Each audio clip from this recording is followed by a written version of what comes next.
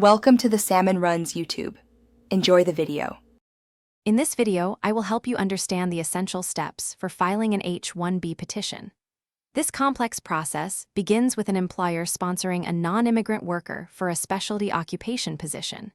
We will break down each phase, from initial requirements to post-approval actions, ensuring you grasp the core elements involved. You will learn about the roles of both the employer and the prospective employee, making the entire journey much clearer.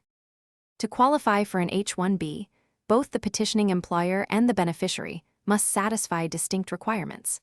The employer must show a genuine need for an employee in a specialty occupation, offering a position that requires theoretical and practical application of a body of highly specialized knowledge.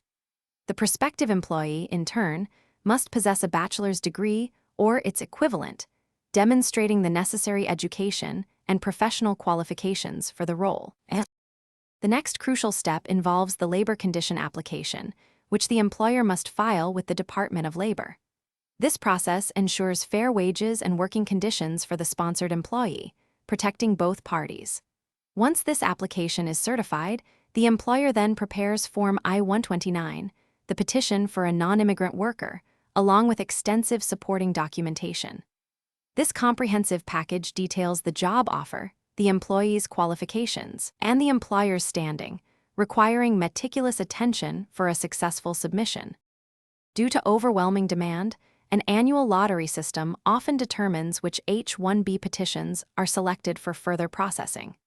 If selected, employers can then choose premium processing, paying an additional fee for a decision within 15 calendar days.